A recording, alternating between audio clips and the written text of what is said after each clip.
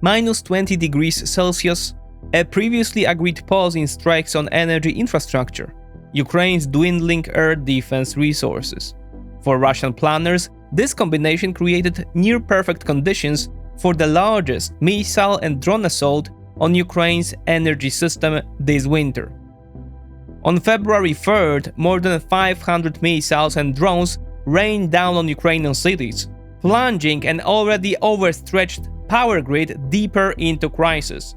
Since the beginning of the year, Russia has attacked Ukraine's energy infrastructure at least 217 times. But the exchange of blows, an eye for an eye, a tooth for a tooth, extends across the entire battlefield. And in this exchange, Russia too is absorbing heavy hits. A 50% collapse in oil and gas revenues, an officially acknowledged banking sector crisis, and the country's largest real estate developer teetering on the brink of bankruptcy are only fragments of a much larger mosaic of problems now affecting the Kremlin. Let's dig into this.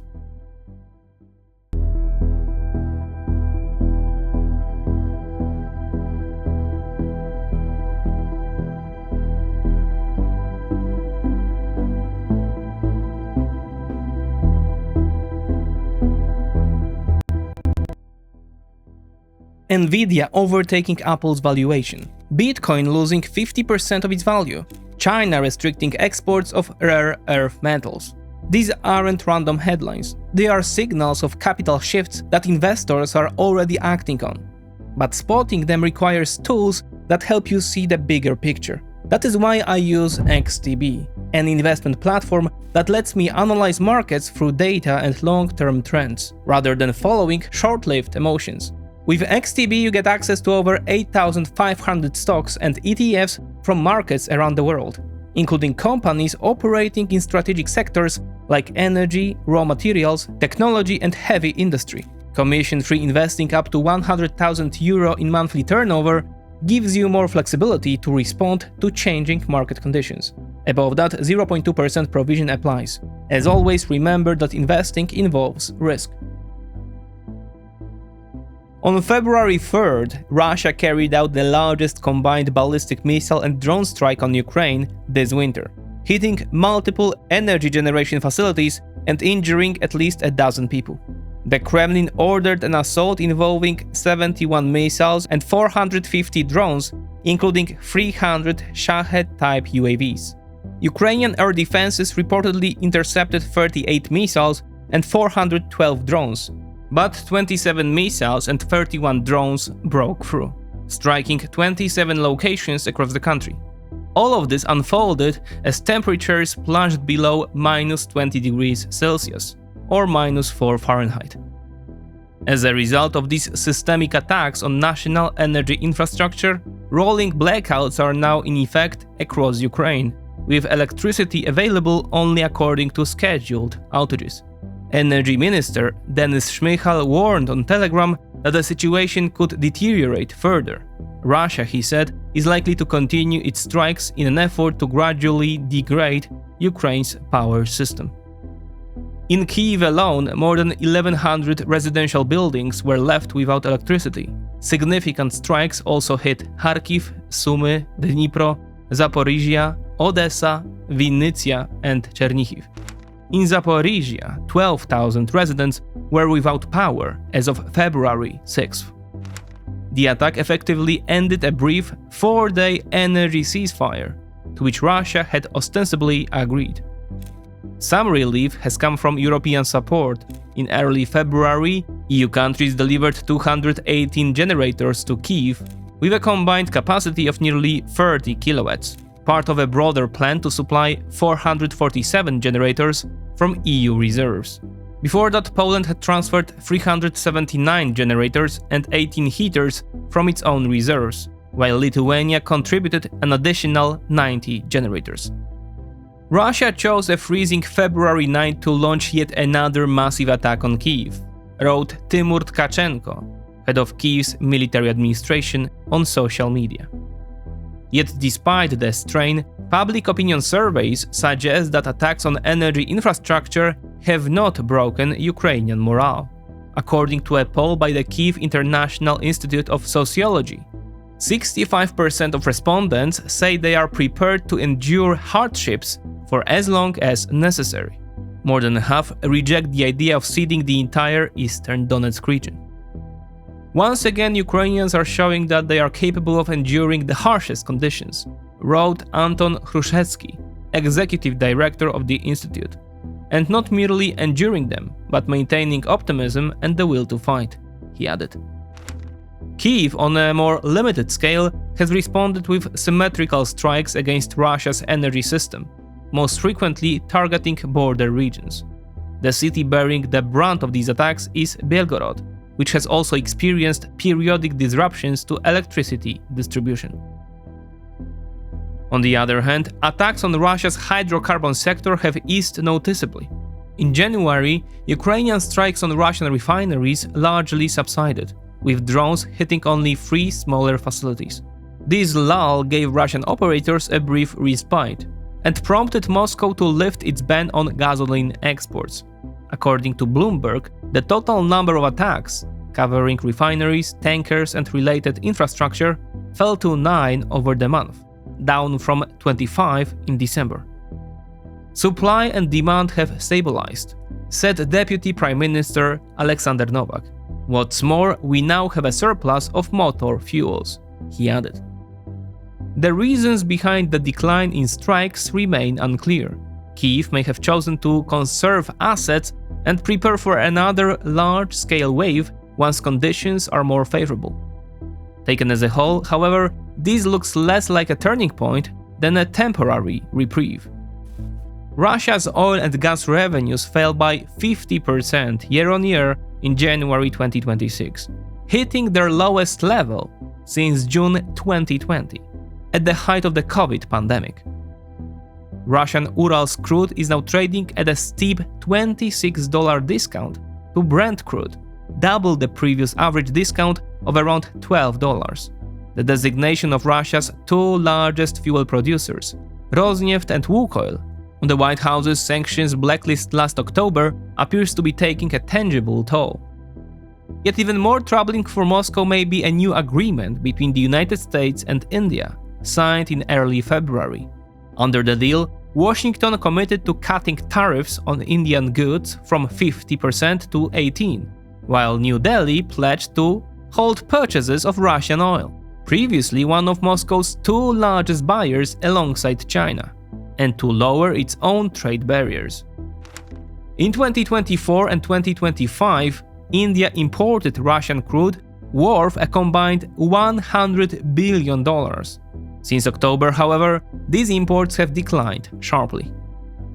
As a result, while Russian refineries now have a narrow window to carry out repairs and restore logistics, the pressure has shifted decisively to the demand side, and the obstacles continue to mount. Beyond the loss of a major customer and persistently low oil prices, Russia is finding it increasingly difficult to transport crude across the world's seas and oceans. On January 27th, 14 European countries, shown here on the map, signed a letter that can be read as a direct warning to Russia's so-called shadow fleet. The document states that tankers operating in the Baltic and North Seas that change flags, switch off transponders, or lack proper documentation will henceforth be treated as stateless vessels. Such ships, in turn, may be detained without legal risk. This is no longer theoretical. Just days earlier, on January 22nd, in international waters off Spain's southern coast, on the Alboran Sea between Spain and Morocco, the French Navy, with British assistance, detained the tanker Grinch. The interception was prompted by suspicions that the vessel belonged to Russia's shadow fleet. Those suspicions proved well-founded. Grinch appears on sanctions lists under an alternative name, Carl, on both EU and US registries, effectively operating with a dual identity. The tanker had sailed from the Arctic port of Murmansk. Its crew was Indian, and the ship was flying a false flag of the Comoros. The operation marks the first concrete step under a new EU-UK framework aimed at countering Russia's tanker fleet. And the January 27th letter suggests that this policy will now be expanded across Europe. Poor conditions in the oil trading market naturally translate into broader economic stress, pressures that have been accumulating in Russia for nearly 4 years. This time, Moscow's Center for Macroeconomic Analysis and Short-Term Forecasting formally acknowledged that Russia's banking sector is in crisis. As anticipated, the drivers include a high share of non-performing or outright insolvent assets, alongside a process of mass withdrawals by bank customers. We talked about these dynamics in our previous report. The center insists, however, that the crisis remains, quote, moderate in scale. Yet such reassurances do not always align with reality. Closely tied to the health of the banking sector, Russia's largest real estate developer, Samolet, has formally requested 50 billion rubles, roughly $500 million, in state support. The company is carrying 350 billion rubles in debt and faces a very real risk of bankruptcy. Its share price has collapsed. And the government's response? Whoever dies, dies. It's their own fault, said Svetlana Razvorotneva, deputy chair of the State Duma's Committee on Construction, Housing and Utilities. She added that the budget is currently unable to support businesses, even those deemed systematically important. That stance is hardly surprising when 50% of all Russian budget spending is now directed toward military and war-related purposes. Those are the estimates of Germany's military intelligence service, Bundesnachrichtendienst, the BND. In absolute terms, that translates into roughly $295 billion, equivalent, depending on methodology, to 10 to 12% of Russia's GDP. The BND also notes that actual spending is 66% higher than what the Russian government officially reports. And yet, despite this massive outlay, the Kremlin remains unable to finance or build a satellite communication system that could match the scale and effectiveness of America's Starlink. That is why Russian forces, some time ago, turned to the unauthorized use of Starlink terminals to guide drones attacking Ukrainian cities. That option has just been shut down. The first confirmed cases of Starlink terminals being used by Russian forces date back to the summer of 2023. By early 2024, however, Russia had begun employing the system on a mass scale. From December 2025 onward, Russia's unmanned system unit, Rubicon, started deploying Molnia drones equipped with Starlink terminals to strike Ukrainian cities. That practice and the emergence of a new variable in the form of Mikhailo Fedorov changed the rules of the game. Starlink terminals placed on the whitelist continue to function. Those outside it have been blocked. Fedorov announced. Russian Starlink terminals became instantly useless. Following the December-January wave of attacks involving Starlink-equipped drones, Fedorov and his team contacted SpaceX.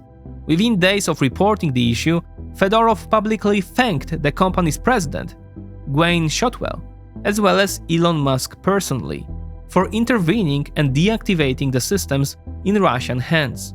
Musk responded in similarly courteous terms. That episode was a demonstration of effective coordination between Ukraine's new defense leadership and American big tech, specifically Musk himself, a figure who has drawn significant and often justified criticism for his past remarks on Ukraine. Yet in this case, Musk earned genuine credit. From the Russian side, military blogger Pavel Gubariev described the consequences bluntly. Quote, "Now by default we'll be losing out on decision-making speed and situational awareness. This is called technological lag. While the internet on Gazprom's satellite dishes at key communications hubs and command posts is more or less working, UAV crews, SIGINT EV crews, firepower and infantry positions are now without internet. This means no broadcasts, no battlefield imagery, etc. Now, no matter what brilliant decisions commanders make on the ground, we will simply lose out on the speed of decision-making and execution on the battlefield. It is like putting Schumacher behind the wheel of a Lada and an ordinary driver behind the wheel of a Ferrari. Schumacher will lose the race either way because the technological base is different. No alternative domestic systems for operational data exchange have been created." Unquote. Fedorov's advisor, Serhiy Bezkretnov, was even more blunt. "The enemy doesn't just have problems at the front. The enemy has a catastrophe. The entire military command structure has collapsed. Assault operations have been halted in many areas," he said. Still, Ukrainian analyst Tatarigami urged caution. While the deactivation of Starlink has indeed caused serious disruption to Russia's command and control systems, he argued it does not amount to total collapse. Russia is implementing alternative solutions, he noted. They are worse, but they still function. Another piece of positive news amid Ukraine's broader suffering came with the disclosure of the results of the last year's operations carried out by the Alpha Special Unit. In January, Security Service of Ukraine, SBU, announced that its elite Alpha unit had conducted a series of successful offensive operations against 5 Russian military bases in 2025, resulting in the destruction of 15 aircraft. The operations formed part of a campaign of long-range drone strikes that inflicted an estimated $1 billion in damage, not to be confused with Operation Spiderweb. On January 28th, the SBU released visual evidence and strike statistics showing that 11 combat aircraft and bombers had been destroyed, including Su-30, Su-34 and Su-27 fighters. The strikes also eliminated 3 helicopters, Mi-28, Mi-26 and Mi-8, as well as a single An-26 transport aircraft. There have also been reports of strikes using FP-5 missiles, though nowhere near the scale initially promised by manufacturer Firepoint, which had claimed it could produce up to 200 missiles per month. That does not mean the FP-5 program has stalled. According to Ukraine's General Staff, Flamingo missiles were used to strike the Kapustin Yar test range, some 800 kilometers from the frontline, a site from which Russia is believed to conduct launches of its Oreshnik missile system.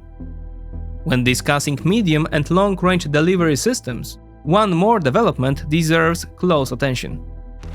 On February 5th this year, the New START treaty formally expired. The agreement had capped the number of deployed nuclear warheads held by the United States and Russia at 1,550 per side, while also limiting the number of deployed delivery systems. New START had been in force since 2010 and was last extended in 2021 by Joe Biden and Vladimir Putin for 5 years. Its expiration means that for the first time since 1972, the United States and Russia are operating without any formal limits on their nuclear arsenals. Broadly speaking, it is worth noting that Washington was the less enthusiastic party when it came to extending the treaty.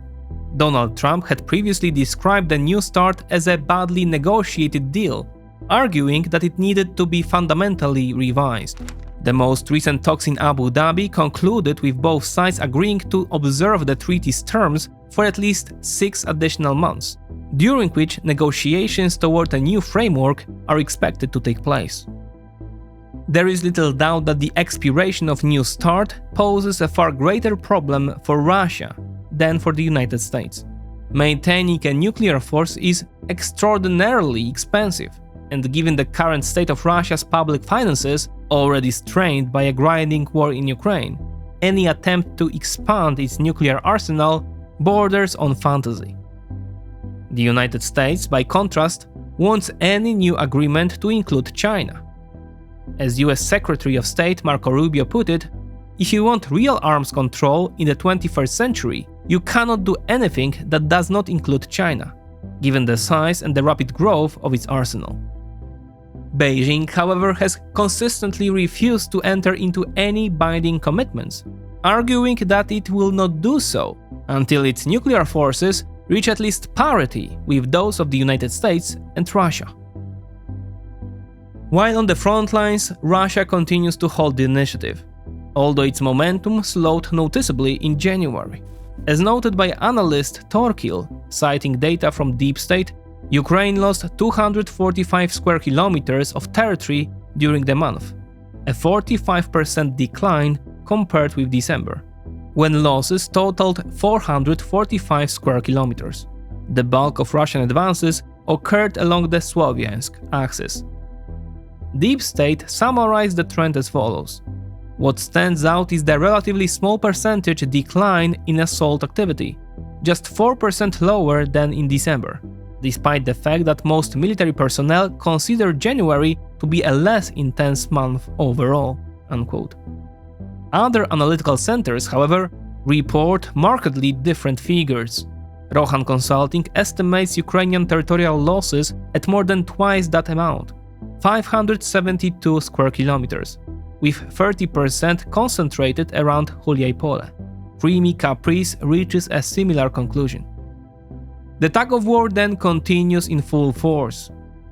Bringing it to an end is the stated aim of a diplomatic duo blessed by Donald Trump, Steve Witkoff and Jared Kushner, who recently led trilateral talks between Ukrainian and Russian representatives in Abu Dhabi from February 3rd to 5th.